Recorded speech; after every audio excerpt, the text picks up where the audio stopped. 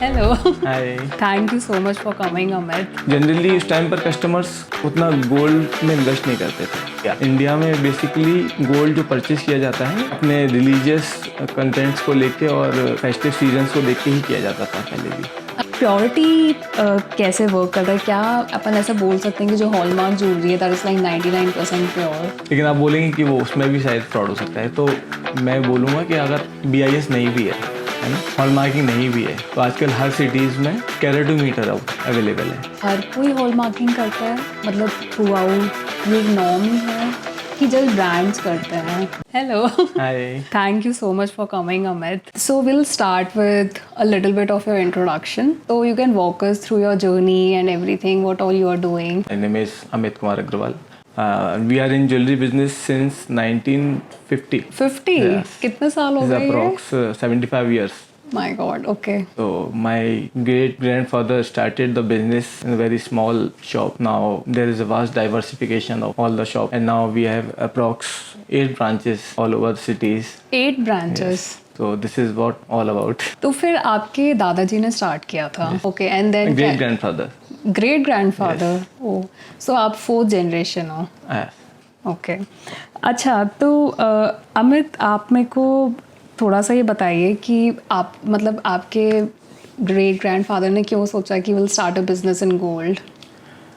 I don't no, but मेरे father बताते हैं कि हमारे ग्रेट ग्रैंडफादर्स के और भी बिजनेसेस थे, मतलब they also have cloth business, पर उन्होंने किसी फ्रेंड के साथ पार्टनरशिप करके गोल्ड ज्वेलरी बिजनेस स्टार्ट किया। अच्छा, तो वहाँ से स्टार्ट हुआ? वहाँ से ये स्टार्ट हुआ। उसके बाद हमारे दादाजी ने काफ़ी मेहनत की इस बिज़नेस पे। देन आफ्टरवर्ड्स हमारे ताऊ जी, हमारे फादर के जो भाई हैं, सब ने मिलकर काफ़ी इसको डाइवर्सिफाई किया बिज़नेस को, और अपनी खुद की एक गुडविल बनाई इस बिज़नेस को लेकर, और आज हमारे 9 से 10 ब्रांचेस हैं ऑल ओवर। अच्छा, ओके। अमित, तो फिर आप ये बताइए कि पहले क्या स्केल था बिजनेस का एंड नाउ हम लोग कहाँ पहुँच गए हैं? लाइक एसेंशली जब 70 इयर्स बैक, तब तो काफ़ी स्मॉल स्केल पे स्टार्ट हुआ होगा। बहुत काफ़ी स्मॉल स्केल पर हुआ था, एंड जनरली उस टाइम पर कस्टमर्स उतना गोल्ड में इन्वेस्ट नहीं करते थे। जनरली कोई रिलीजन को लेकर या कोई फेस्टिव सीजन्स है या वेडिंग सीजन्स में जहाँ गोल्ड बहुत कंपलसरी माना जाता था, मोस्ट प्रोबेबली इन इंडिया में बेसिकली गोल्ड जो परचेज किया जाता है अपने रिलीजियस कंटेंट्स को लेके और फेस्टिव सीजन्स को देख के ही किया जाता था पहले भी। अच्छा, हाँ, तब लोकल ज्वेलर्स को ही ज़्यादा प्रेफरेंस देते थे जो कस्टमर्स थे, तो वही एक स्टार्टअप था उस टाइम। ओके, अच्छा, ठीक है, चलेगा। तो फिर अब आपने बिजनेस टेक ओवर कर लिया है, राइट? और आपके अभी भी like father and grandfather involve हैं, to some degree they would be, but management आप देखते होंगे, राइट। इन मैं जब फादर की हेल्प करने के लिए शॉप पर आता था, मेरी एज उस टाइम पे 12 to 13 ईयर्स। क्या करते थे आप तो मैं वहाँ सब पे? स्टडी भी करता था, और जब पापा को हेल्प की ज़रूरत पड़ती थी तो हम शॉप पर जाकर पापा की हेल्प करते थे, और धीरे धीरे वहीं से हमने बिजनेस अपना स्टार्ट किया, मतलब सीखना स्टार्ट किया। अच्छा, हाँ, तो एज इन ये नहीं कह सकते मैंने टेक ओवर कर लिया, सारे लोग अपने हिसाब से काम कर रहे हैं। थोड़ा सा मैनेजमेंट मैं देखता हूँ कि सारा चीज़ें जो हैं वो आज के हिसाब से चलें, थोड़ा सा उसको मैंने मॉडर्नाइज किया है। कैसे किया है आपने उसको मॉडर्नाइज? फॉर इन एग्जाम्पल, जैसे मैंने खुद जेमोलॉजी और डायमंड ग्रेडिंग की है ना। पहले तो मैंने अपनी नॉलेज ही गेन की अच्छा, कि आज के परसेप्शन के हिसाब से, आज की यंग जनरेशन के हिसाब से क्या बिजनेस को चाहिए, उसके हिसाब से मैंने उसको इम्प्लीमेंट किया अपने बिजनेस। मैंने खुद डायमंड ग्रेडिंग और जेमोलॉजी का कोर्स किया है, मैंने उसकी नॉलेज की मुंबई में जाके। सेकेंडली, मैं काफ़ी हमारे फ्रेंड्स से जो है बड़ी सिटीज़ में जो काम कर रहे हैं उनके साथ काफ़ी डिस्कशंस होते हैं बिजनेस के, कि आजकल क्या ट्रेंड में है और कैसे बिजनेस वर्क कर रहा है। काफ़ी उसको लेके स्ट्रेटेजी बनाई, स्टडी की, ओके, ठीक है, फिर मैंने उसको इम्प्लीमेंट किया। अच्छा।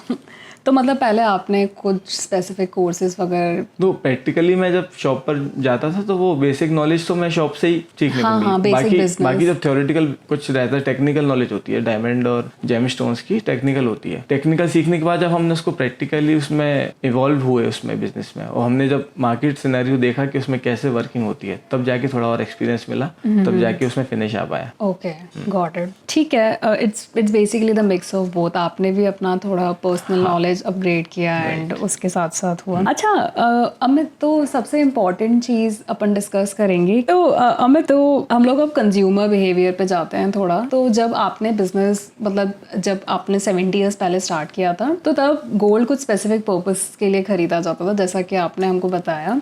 तो अब आपने ऐसे लाइक आप हमको 2-3 रीजंस दे सकते हैं क्या वेर इन यू फील कि अच्छा ठीक है ये मास डिफरेंस है पहले के कंज्यूमर में और आज के कंज्यूमर में? पहले क्या है, ट्रेडिशनली गोल्ड को सिग्निफिकेंट माना जाता था। इट वाज मोर ट्रेडिशनल, तो हमारे जो डिज़ाइंस भी होते थे वो ट्रेडिशनल ही चलते थे। उसके बाद अब जैसे जैसे मॉडर्नाइजेशन होता गया तो कस्टमर अपने नीड के हिसाब से, अपने फैशन के हिसाब से ज्वेलरी परचेज करने लगा। थर्डली इसमें क्या हुआ, कंज्यूमर बिहेवियर में परचेजिंग काफ़ी फ़र्क आया है। परचेजिंग पहले जो कस्टमर करता था उसमें हैवी और सॉलिड डिज़ाइंस देखता था जिसमें इसकी ड्यूरेबिलिटी रहे। तो consumers were more towards the durability of the jewellery, so that the jewellery who the women is wearing she could sustain it for a long time. मतलब जनरली जल्दी जल्दी परचेज नहीं होती थी उस टाइम पे। अच्छा। एक बार आपकी फैमिली ने आपको ज्वेलरी दिला दी तो आपको 20 साल, 15 साल, 30 साल सेम ज्वेलरी यूज़ करना पड़ती थी। ऐसा it was considered as a women wealth. तो हाँ, that was a point. The women wealth was also known as the, मतलब गोल्ड में इन्वेस्ट तभी करते थे जब लगता था कि इस विमेन को हम वेल्थ दे रहे हैं। मतलब इंडियन ट्रेडिशन है ये कि हम स्त्री धन, हाँ कि स्त्री धन व्हाट वी से, तो ये उसके काम आता था। Because when the women was married तो उसके पेरेंट्स की तरफ से भी और मैटरनल साइड से भी, दोनों साइड से ये आता था। इन लॉज में भी गोल्ड दिया जाता था विमेन को और उनके पेरेंट्स भी देते थे। तो इट वाज अ वेल्थ जो उसके काम आए कभी। तो हम लोग कोई भी आपने बहुत ही ऐसा इंटरेस्टिंग पॉइंट, मैंने इसमें थोड़ी सी रिसर्च की थी।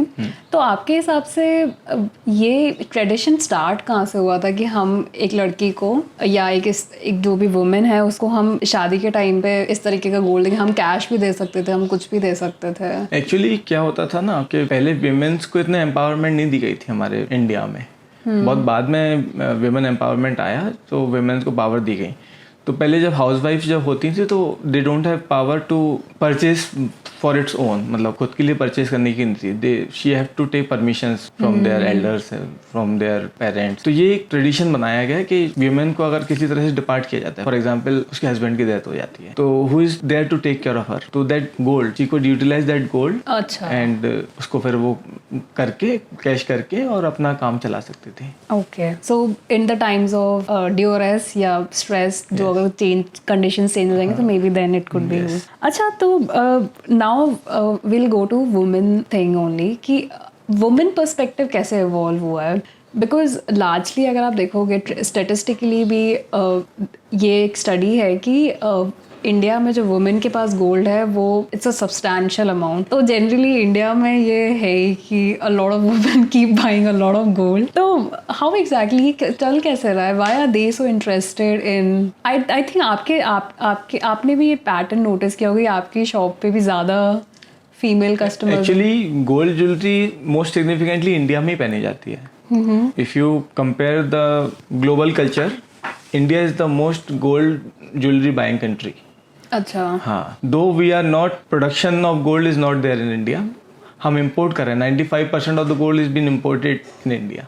कहाँ से इम्पोर्ट हो रहा है? अलग अलग से होता है, मेन साउथ अफ्रीका से होता है। और we are importing 95% of the gold, समझ रहे हो ना। और इसके बाद भी इंडिया इज, मतलब इन्फ्लेशन की बात करें हम जैसे, तो गोल्ड जो है इन्फ्लेशन का पार्ट है। इंडिया की इकोनॉमी के लिए गोल्ड बहुत इंपॉर्टेंट चीज़ है। कैसे?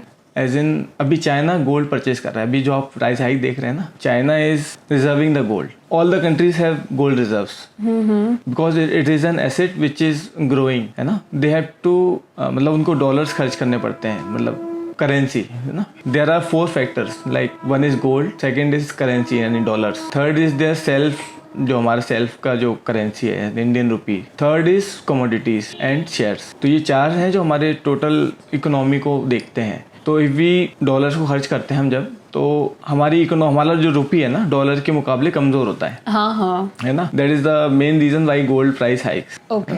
और जब हम गोल्ड इंपोर्ट करते हैं तो we have to spend dollars over it. So when we spend more dollars, rupee gets more weaker, and when our rupee gets more weaker, the gold price is increased. Got it. काफी important role है।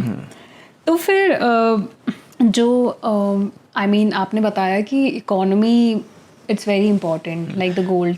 सो I was on the point that आप वो जो पूछ रहे थे ना कि गोल्ड ज्वेलरी इतना प्रोमिनेंट क्यों है इंडिया में. एक टाइम आया था inflation where all the countries many worldwide there was a huge recess in inflation. मतलब काफ़ी जो कंट्रीज हैं वो काफ़ी डाउन हो गई थी इकोनॉमी में. Where India sustained when the research made the why the India कैसे स्टैंड किया है हाई मतलब इकोनॉमिक रिसेस में, तब पता चला है कि गोल्ड की वजह से ही वो इंडिया सस्टेन कर पाया. Because in India every family have at least on average 250 grams of gold in each family. Seriously? Yes, serious. If we compare an average, तो there is an 250 grams of gold in each house. Okay, on an average. On an average. So मतलब गरीब से गरीब भी होगी ना कोई, तो उसके बाद एटलीस्ट 10 to 20 grams गोल्ड होगा ही होगा. Okay. है ना. तो 10 to 20 grams of gold is equal to 1 to 150 lakhs, 1.5 lakhs. अच्छा मतलब इतना है. हाँ, तो इतना तो सबके पास है और इंडिया की पॉपुलेशन आप देखते ही हैं. तो that is a major part where inflation से इंडिया को बचाया गोल्ड ने. Okay, got it. अच्छा, तो ये आपने काफ़ी इंटरेस्टिंग पॉइंट. तो फिर आपने बताया कि देयर आर लाइक जो भी लो इनकम ग्रुप्स हैं उनके पास भी टू सम डिग्री गोल्ड है. आपने ये मतलब आपने ये चीज़ किस हद तक नोटिस की है? I mean may be let's से फॉर एग्जांपल कोई भी फैमिली है, अगर वहाँ पे शादी हो रही है and still that family is into low income but still they are investing, तो what kind of observation pattern इसमें आया है? Actually gold is never been an bad investment. Customer के पास हमेशा जो बजट होता है ना उसमें एक पार्ट गोल्ड का हमेशा होता है ना. If customer is below poverty level at least they will have 1 to 10 grams of gold in reserve. अच्छा. So and it is an highly growable investment I थे. मतलब उसने गोल्ड ने हमें 25 से लेके और 40% तक की ग्रोथ दी है. मेरे पास अभी एग्जांपल है. मतलब अभी रिसेंट में ही 4 साल पहले जिन्होंने गोल्ड परचेज किया उन्होंने 4 साल उसको यूज़ किया अच्छे से और उसको तोड़ दिया. मतलब अच्छे से यूज़ कर लिया. तोड़ने के बाद उनको उससे डबल अमाउंट मिला वापस. 4 साल में डबल अमाउंट मिला उनको. तो मैं ये बोलना चाह रहा था कि जैसे गोल्ड इज इन्वेस्टमेंट प्लस आप उसका शौक भी कर सकते हो. समझ रहे हो ना? हाँ, दोनों ही चीज़ें. तो ऐसी कोई भी चीज़ नहीं है जिसका आप इन्वेस्टमेंट कर रहे हो जिसको आप यूज़ भी कर पाओ और उसको आपको रिटर्न भी अच्छा मिल जाए.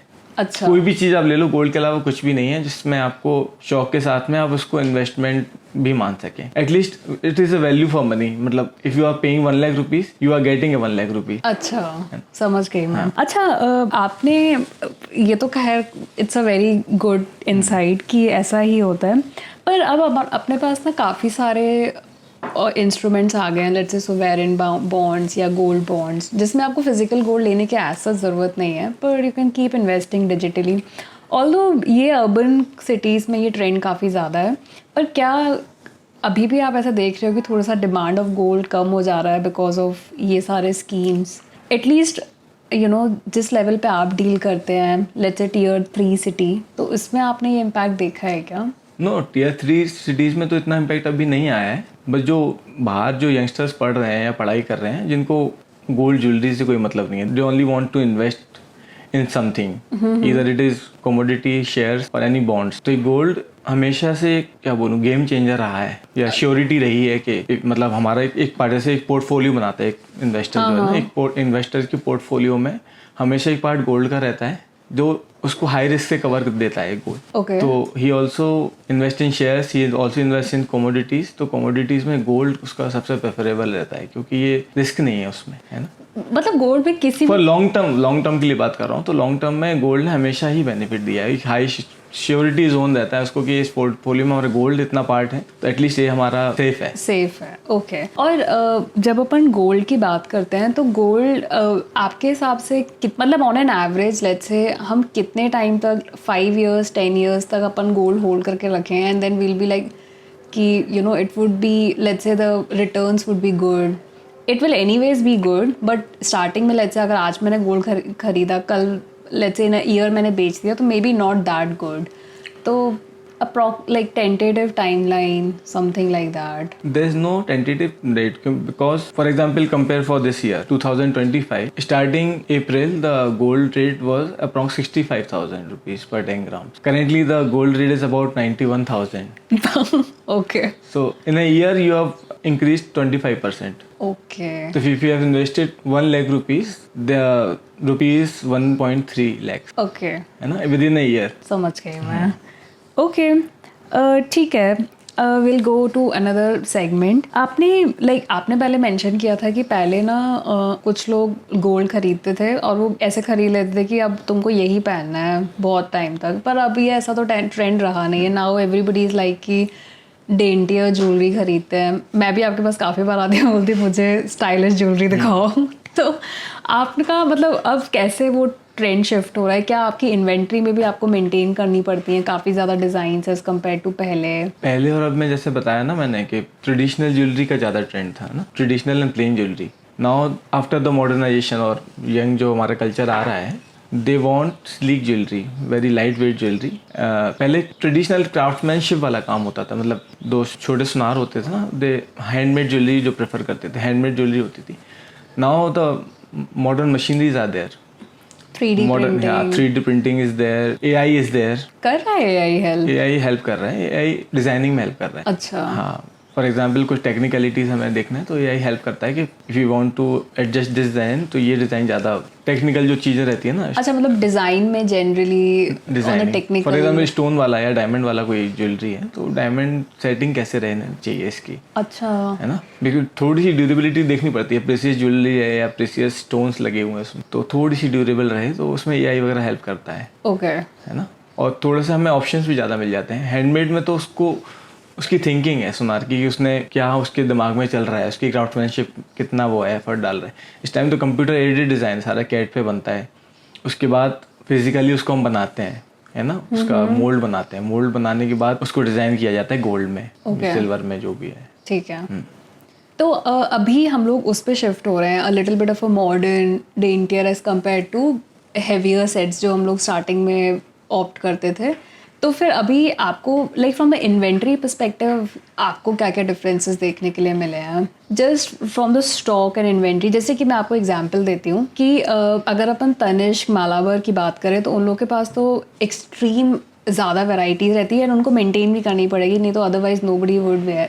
तो फ्रॉम दैट कॉन्ट्रास्ट टू जो लोकल ब्रांड्स हैं उनको किस तरीके का इन्वेंट्री मेंटेन करके रखना पड़ता है? लाइक मैं अपना बताऊं, मेरा एक्सपीरियंस जब मैं शॉप पे स्टार्टिंग में बैठता था तो बहुत कम स्टॉक रहता था और कम डिजाइन्स रहते थे. मतलब the jewellery was purchased according to the budget. मतलब कस्टमर ने मेरे को एक बजट बता दिया, they said that I have to buy 50 grams, I have the budget of 50 grams, और 50 ग्राम्स में मेरे को यही आइटम चाहिए. Then we just take that one necklace of so and so grams, one earrings of so and so grams, one bangle of so and so grams. उसका budget हम पूरा कर देते थे. मतलब उसको चॉइस कराने की जरूरत नहीं पड़ती थी. उसको डिजाइन बेसिक डिजाइन्स, मतलब उन्होंने बोला ये फलाना हार, मतलब नेम्स होते थे डिजाइन्स के 2-3 कि भाई फलाना चाहिए मेरे को. अच्छा या तो माय फादर मतलब जैसे वेडिंग की ज्वेलरी बना रहे हैं ना, वेडिंग ज्वेलरी में उन्होंने बताया मेरा 10 तोले का यार नहीं 100 ग्राम्स मेरे को परचेज करना है और मेरे को ये आइटम चाहिए. तो मेरे फादर केवल वो ज्वेलरी निकाल देते थे लिस्ट के हिसाब से, भाई ये है, और वो ओके हो जाती थी, ओके डन. अच्छा तो देवर नो सो मच चॉइसेस. और आज चॉइसेस बहुत ज़्यादा है, मतलब हर वेट में चॉइस, हर कैरेटेज में चॉइस, डिज़ाइन में चॉइस. तो जैसे जैसे हमारा गोल्ड ज्वेलरी जो है ना वास्ट होता जा रहा है, तो इसमें इन्वेस्टमेंट भी हमारा काफ़ी होने लगा है. अच्छा पहले हमारा कम स्टॉक में काम हो जाता था, अब हमारा स्टॉक काफ़ी लगने लगा है. वर्किंग कैपिटल बढ़ गई. वर्किंग कैपिटल बहुत ज़्यादा बढ़ गई है. ओके एंड मार्जिन्स कम हो गए उस हिसाब से. पहले फिक्स्ड मार्जिन्स होते थे, अब वो मार्जिन्स भी कम हो गए, उस हिसाब से वर्किंग कैपिटल बढ़ गई है. ओके तो जस्ट आपने जब मार्जिन रेफर किया तो इफ़ यू आर कंफर्टेबल तो उसमें आपने बोला कि पहले थोड़े से मार्जिन ज़्यादा होते थे क्योंकि हमारे पास डिज़ाइंस कम थे और हमको फिर एक ही चीज़, मतलब लेट्स से अगर 4-5 कैटेगरी की चीज़ें बनवानी है तो वहाँ पे कम. अच्छा इस बेसिस पे आपका वो बोल. Okay cool. अच्छा अमित, तो जब अपन के फेस्टिवल्स वगैरह आते हैं, अक्षय तृतीया, धनतेरस, तो इस टाइम पे क्या इन्फ्लक्स रहता है, क्या माहौल रहता है? गोल्ड में फेस्टिवल्स तो बहुत प्रोमिनेंट है और most probably customers festive seasons में या वेडिंग सीजन्स में ही गोल्ड लेना ज़्यादा प्रेफर करते हैं क्योंकि उस टाइम उनकी नीड होती है ना. तो उसके लिए वो पहले से ही प्लान करके रखते हैं कि मैं इस दिन ये लूँगा, उसका एक एस्ट्रोलॉजिकल इफेक्ट भी रहता है। लोग जो एस्ट्रोलॉजी में बिलीव करते हैं कि अक्षय तृतीया पे लेना गोल्ड शुभ माना जाता है, मतलब the gold will give higher returns to us. अच्छा। हाँ, एक धनतेरस हुआ ऐसे है ना फॉर हिंदू कम्युनिटी, लाइक तो हम मानते हैं कि गोल्ड लेना is like we are worshipping goddess Lakshmi, तो लोग गॉडेस लक्ष्मी को मानते हैं। तो ऐसे कल्चरल और सिग्निफिकेंस है थोड़ा सा। अच्छा, तो इस टाइम पे लिटरली लाइक हैवी ट्रैफिक, ज़्यादा परचेजेस और ये सब ज़्यादा हो रहा होता है। मैंने जहाँ तक एक्सपीरियंस किया है, गोल्ड प्राइस जैसे जैसे हाइक हो रहे हैं ना, गोल्ड बायर्स भी बहुत बढ़ रहे हैं। उल्टा नहीं होना चाहिए। उल्टा होना चाहिए, दैट्स राइट, बस हो रहा उल्टा है, क्योंकि गोल्ड ने इतने अच्छे रिटर्न्स दिए ना लोगों को, तो गोल्ड लेने में ही बिलीव कर रहा है आदमी। अच्छा। एक इन्वेस्टमेंट पार्ट में गोल्ड उनका एक रहता ही है, एक पार्ट गोल्ड में रहना चाहिए। और ऐसा भी हो सकता है कि क्योंकि बिकॉज बायर्स बढ़ रहे हैं इसलिए हम लोग ज़्यादा इम्पोर्ट कर रहे हैं, and because of that the prices are also going, मतलब ये काफ़ी सर्कुलर इफेक्ट है। तो gold prices are dependent on this, मतलब हाई डिमांड सप्लाई पे भी डिपेंड होता है, ओके। है ना, और ग्लोबल मार्केट पे भी रहता है। मेन तो ग्लोबल मार्केट ही है। पहले ग्लोबल मार्केट से नहीं होता था, क्योंकि इंडिया में गोल्ड उतना सिग्निफिकेंट नहीं माना जाता था, और अब इसको शेयर मार्केट में कर दिया, मतलब इन्वेस्टर्स गोल्ड में ज़्यादा इवॉल्व हो गए। पहले नहीं होता था, पहले मेन ज्वेलरी में ही यूज़ होता था गोल्ड। जब से इसको कमोडिटी मार्केट में लाया गया है, तब से ग्लोबल मार्केट से भी गोल्ड प्राइसेस डिफर करते हैं। ओके। हाँ, और सेकंड इन्फ्लेशन पार्ट जो मैंने बताया था आपको, वो थर्डली अपना सीजनल भी थोड़ा सा रहता है जब हाई डिमांड होती है। तो अब नाउ हम लोग एक दूसरे सेगमेंट पे जाते हैं कि गोल्ड एज एन इन्वेस्टमेंट। तो आपने बताया कि गोल्ड एक ऐसी कमोडिटी है जो which never really loses its value, मतलब विथ टाइम वो बढ़ेगा ही एंड एवरीथिंग। तो आपके हिसाब से in a year what is the best time to buy a gold? मैं अगर बोलूँ ना, तो आज भी अभी भी आप गोल्ड खरीदते हो ना, then it is the best time. Gold अच्छा। खरीदने का कोई भी बेस्ट टाइम नहीं है, हमेशा ही खरीदो। जब भी आप खरीदेंगे आपको अच्छे रिटर्न्स ही देगा वो। पर आप मतलब अगर आप देखो धनतेरस, अक्षय तृतीया, इस पे तो हम लोग अज्यूम ही करके चलेंगे कि प्राइजेस तब थोड़े हाई चल रहे होंगे, तो कुछ ऐसा स्लम्प आता है क्या ईयर में कि अब तो थोड़ा लाइक नीचे चला गया एंड मे बी? थोड़ा सा अभी ट्रेंड चेंज हुआ है। पहले जो बोलते थे ना कि फेस्टिव सीजन्स पे थोड़ा सा बढ़ता है गोल्ड, मैं भी कुछ टाइम से नोटिस कर रहा हूँ कि ऐसा कुछ नहीं है। कई बार क्या होता है, फेस्टिव निकलने के बाद गोल्ड बढ़ता है, फेस्टिव में कम रहता है। अच्छा, मैंने मतलब भी हाँ कई बार इसको नोटिस किया है। तो एज इन कुछ नहीं है। अगर मैं तो ये बोलता हूँ, अगर आपके पास अमाउंट है, कैश है ना, और या बैंक में पैसा है, तो आप उसको गोल्ड में अगर डालेंगे ना, तो वो आपको अच्छे रिटर्न देगा, क्योंकि कैश रखा उतना ही रहेगा आपका। हाँ। गोल्ड को एक तो आप यूज़ कर पा रहे हो, है ना, और यूज़ करने के बाद आपने मान लो उसको 10 साल अच्छे से यूज़ कर लिया मन भर के, उसके बाद 10 साल बाद सेल किया, तो आपको उसकी वैल्यू भी मिल गई, प्लस आपको उसका प्रॉफिट भी मिल गया। सही है। तो it is never a bad investment and it's always a good time to Yeah. Buy gold. Buy gold. अच्छा, अनदर थिंग जो आपने आप तो काफ़ी उन सर्कल्स में होंगे राइट, कि आपके कुछ फ्रेंड्स होंगे जो मे be let's say Delhi and all those tier 1 cities, तो उनका और आपका experience in terms of customer किस तरीके से डिफरेंट होता है? जो यहाँ के कस्टमर्स हैं उनका क्या thought process as compare to let's say ये जो टियर 1, टियर भोपाल, इंदौर, यहाँ के कस्टमर्स का क्या डिफरेंस होगा? there is a huge difference between the consumers, because in tier 1 cities there are most literate and highly educated persons, and they want, मतलब क्या बोलूँ मैं आपसे, कि ब्रांडेड की तरफ जा रहे हैं, मतलब दे वांट डिज़ाइंस, अच्छा। They never see the value. मतलब कहीं उनको 10 रुपये ज़्यादा भी देना पड़ रहे हैं ना, तो दे विल गिव, बिकॉज उनको उनके मन की चीज़ मिल रही है, ओके। मन की प्योरिटी मिल रही है।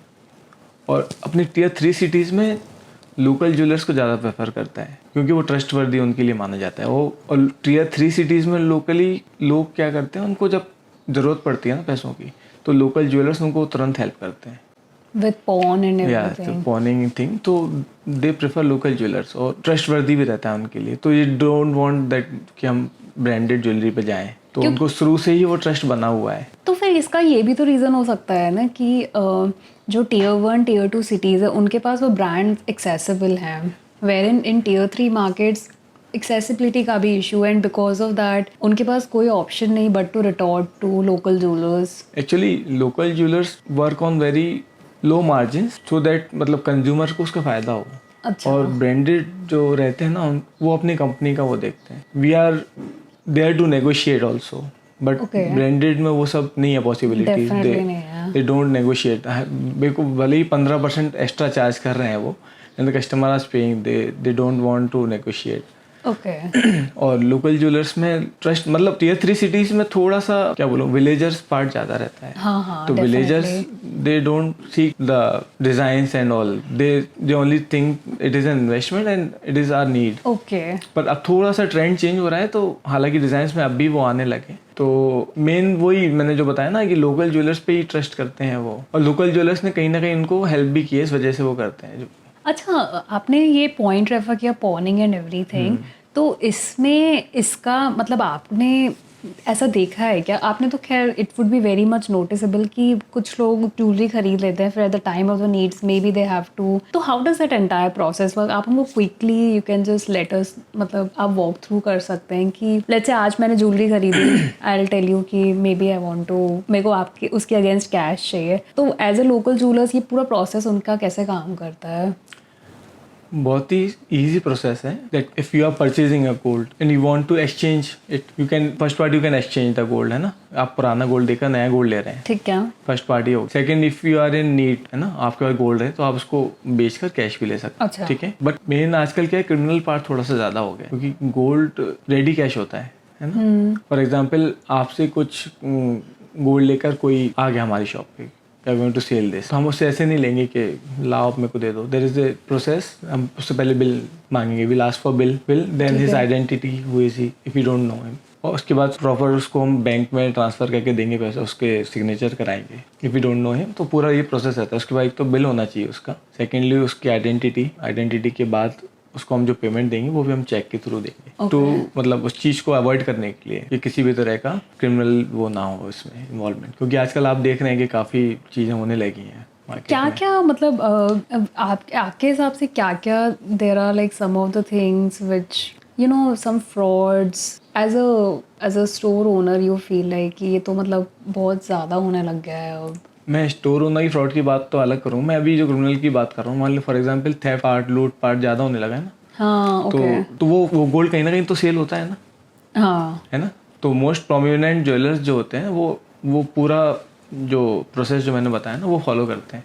और कुछ है ना, ज्वेलर्स और ऐसे कुछ जो है वो लेजिटिमेट जो बोलेंगे उसको, तो दे भाई मतलब उनको सस्ता लेना है जैसे भी लेना है, तो छोटे जो अच्छा। शॉपकीपर्स होते हैं वो ले लेते हैं, फिर बाद में उनको परेशानी होती है। ओके। हाँ, जब वो कैप्चर हो जाते हैं जो थेफ्ट की चीज़ें खरीद रहे हैं, इंटेंशनली जो खरीद रहे हैं। अच्छा, उनको पता रहता है कि ये थेफ्ट का हाँ है? भाई, कोई चीज़ 1 लाख रुपए की है और आप उसको 50,000 में खरीद रहे हैं, अच्छा, तो दे नो। इंटेंशन है ना कहीं ना कहीं। Okay, got it. जनरली तो जो अपना बेसिक रिटर्न पॉलिसी है उस हिसाब से लेगा, और कुछ ऐसा लग रहा है कि कुछ अलग है, कुछ उसमें प्रॉफिट ज़्यादा मिलेगा, तो छोटे शॉपकीपर होते हैं वो ले लेते हैं। Got it. And that fraud of store owners you are asking ना, तो मैं यही सबको गाइड करूंगा कि जब भी आप गोल्ड परचेज करें, एक तो आप उसकी ऑथेंटिसिटी चेक करें, है ना। ऑथेंटिसिटी सर्टिफिकेट भी होता है, जैसे आप कॉइन ले रहे हैं तो सर्टिफिकेट रहता है, आप ज्वेलरी ले रहे हैं तो उसमें हॉलमार्किंग रहती है ना। Secondly you have to compare the rates among the jewellers, है ना, क्योंकि रेट्स तो ग्लोबल मार्केट में सेम ही होता है गोल्ड के, हाँ हाँ, है ना। केवल डिफरेंसेस रहते हैं ज्वेलर टू ज्वेलर्स कि वो कितने मार्जिन पे काम कर रहे हैं, उस हिसाब से डिफरेंस रहता है। तो you must compare before buying. अच्छा, ओके। अच्छा, आपने बताया कि प्योरिटी और हॉल मार्किंग, तो हर कोई हॉल मार्किंग करता है मतलब थ्रू आउट, ये एक नॉर्म ही है कि जस्ट ब्रांड्स करते हैं? नो, पहले हॉलमार्किंग नहीं था हमारे यहाँ, लेटेस्ट ट्रेंड में अभी गवर्नमेंट ने इसको कंपलसरी कर दिया, अच्छा, है ना। गवर्नमेंट ने BIS हॉलमार्किंग कंपलसरी कर दी हर ज्वेलर के लिए, ओके। है ना। तो आपको जब भी ज्वेलरी लेनी है तो आपको हॉलमार्किंग देख के ही लेनी है, और बिना हॉलमार्क का अगर कोई सेल कर रहा है ना तो वो इलीगल है। हॉलमार्किंग क्या, हॉलमार्किंग भी ऐसे हो सकता है कि एज अ जो I mean it could also be a case कि jewellery has a hallmark but that hallmark is not true? This possible आजकल हो भी रहा है ये, तो इसलिए गवर्नमेंट ने BIS जो ब्यूरो ऑफ इंडियन स्टैंडर्ड्स का हॉलमार्क है ना, उसके साथ में HUID भी लागू किया है। अच्छा, हाँ, तो every jewellery will have is own unique identity. Okay, हाँ, you can trace that jewellery on BIS app, if you put that number अच्छा हाँ यू कैन ट्रेस, लेकिन आप बोलेंगे कि वो उसमें भी शायद फ्रॉड हो सकता है, तो मैं बोलूँगा कि अगर BIS नहीं भी है ना, हॉलमार्किंग नहीं भी है, तो आजकल हर सिटीज़ में कैरेटोमीटर अवेलेबल है ना। क्या होता है वो? Caratometer is an instrument, modern instrument है, laser instrument which shows the purity of gold. उसमें हम ज्वेलरी रखेंगे तो डिस्प्ले करेगा कि इसमें कितना % गोल्ड है। ओके तो that is the main part. अगर हॉलमार्किंग हो या HUID हो या ना हो, आपको उस पर चेक करा लेना चाहिए if you have any doubt. तो ये शॉपकीपर्स के पास कैरेटोमीटर होता ही है? शॉपकीपर्स के पास नहीं भी है ना, तो मार्केट में कैरेटोमीटर रहते हैं। अच्छा सिर्फ बड़ी सिटीज़ में, अब तो छोटी सिटीज़ में भी आ गए, हमारे दतिया में भी ओके है, तो वो कैरेटोमीटर पे जाके चेक करा सकता है। अच्छा if we are saying it is an 18 carat, तो it is an 18 carat. If it is saying that it is 20 carat, it is 20 carat. तो एक बार आप Okay. चेक करा सकते हैं उस कैरेटोमीटर पे भी, टू अवॉइड दैट फ्रॉड, क्या कोई फ्रॉड ना कर। अच्छा मतलब in general if it's a hallmark jewellery तो चांसेस आर कि it's not a it's a pure like it's और जो छोटे छोटे सिटीज़ होते हैं, जो छोटे छोटे like may be in smaller cities, जो विलेजर्स रूरल इंडिया है, क्या उनको इस चीज़ की जानकारी है कि हॉलमार्क ये सब अवेलेबल है, और they just still don't know and उनको शायद फिर डिफ्रॉड्स? नहीं, गवर्नमेंट ने इतनी अवेयरनेस कैंपेन चलाए हैं इसको लेकर, और कंटिन्यूसली एडवर्टीजमेंट्स भी आ रहे हैं सोशल मीडिया हैंडल्स पे भी, टीवी पे भी। तो कहीं ना कहीं धीरे धीरे नॉलेज आती जा रही है, और जब परचेस करने आता है ना, जैसे jewellers like us, they try to convey that knowledge to them, so that उनको और ट्रस्ट आए हमारे ऊपर, Okay. है ना। We teach each and every part of that thing कि ये फलाना ज्वेलरी है, दिस इज दिस, इसकी ये वैल्यू लग रही है, इसको आपको रिटर्न में ये वापस होगा। ओके आप सब बता हम देते सब हो उनको? क्लियर करके उनको बताते हैं, जिसको उनको भी नॉलेज आए इस चीज़ की, और वो हमारी शॉप को दूसरी शॉप को कंपेयर कर पाए कि ये फ़र्क है। Okay got it. अच्छा इन जनरल आपने मतलब आपने ऐसा क्या नोटिस किया कि लोग ना जब ज्वेलरी परचेज करते हैं तो ये गलतियाँ यूजुअली वो लोग करते हैं? कुछ ऐसा आपने कभी like probably you noticed? Most probably जो मैंने बताया ना आपको कि ये प्राइमरीली उनको चेक करना चाहिए व्हाट इज द ऑथेंटिसिटी। और वो लोग नहीं करते हाँ, हैं? ऑथेंटिसिटी चेक करने के बाद आपको रेट्स कंपेयर करनी चाहिए। ओके मतलब कॉम्पिटिटर्स और ये सब? रेट्स के बाद आपको मेकिंग चार्जेस कंपेयर करनी चाहिए। ओके और सेकेंडली आपको हमेशा परचेज जो है ना वो बिल से लेनी चाहिए जनरली। और इसमें क्या है, कस्टमर्स क्या है, कैश को लेकर और फिर वो टैक्स नहीं देना चाहता, they should pay GST and take the bill so that you can claim that thing afterwards, है ना। तो ये छोटी छोटी मिस्टेक्स है जो कस्टमर्स करते हैं वाइल बाइंग गोल्ड। ओके अच्छा और जो आपने बोला कि मेकिंग चार्जेस भी may be you can compare, तो वो हम एज अ कस्टमर वो कैसे कंपेयर, मतलब मे बी सपोज मुझे ज्वेलरी खरीदनी है, मैं 2-3 स्टोर्स घूमी, मुझे समझ में आया कि मुझे स्टोर पे जाना है, then I will just go and buy it, पर मेकिंग चार्जेस कैसे जो 2 स्टोर्स हैं तो वो अलग अलग मेकिंग चार्जेस लेते हैं कि ये एक नॉर्म ही है उनका? एक्चुअली मेकिंग चार्जेस डिफर होते हैं अकॉर्डिंग टू डिज़ाइन। एक 1 सेकेंड आप मुझे थोड़ा सा ये भी एक्सप्लेन करें कि मेकिंग चार्जेस एग्जैक्टली होते क्या है, may be if you could like define it. Making charges actual में जब हम ज्वेलरी बनाते हैं ना, तो it is a whole process. For example the cost of jewellery, for example हम हमारे एक नेकलेस बना रहे हैं, एक नेकलेस को बनाने में first we have to melt, हाँ है ना, मेल्ट द थिंग गोल्ड, तो melting cost.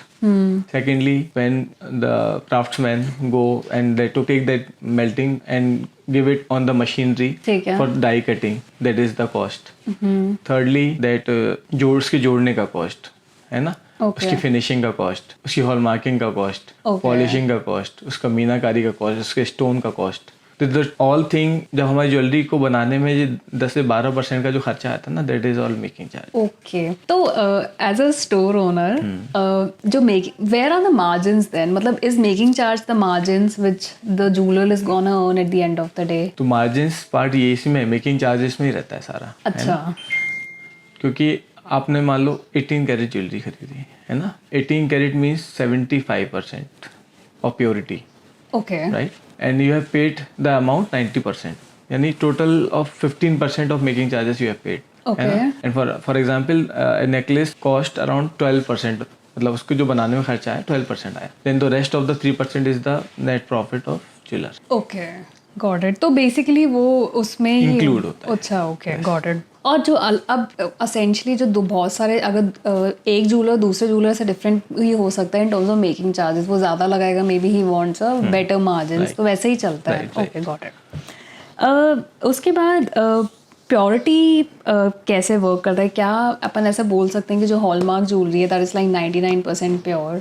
No, it doesn't mean 99% pure. Actually, that caratage we are talking about is Acha. purity, and hallmarking means the authenticity of caratage which we are buying. Like we start from 24 carat. So 24 carat means 99.9% pure. Okay. Right?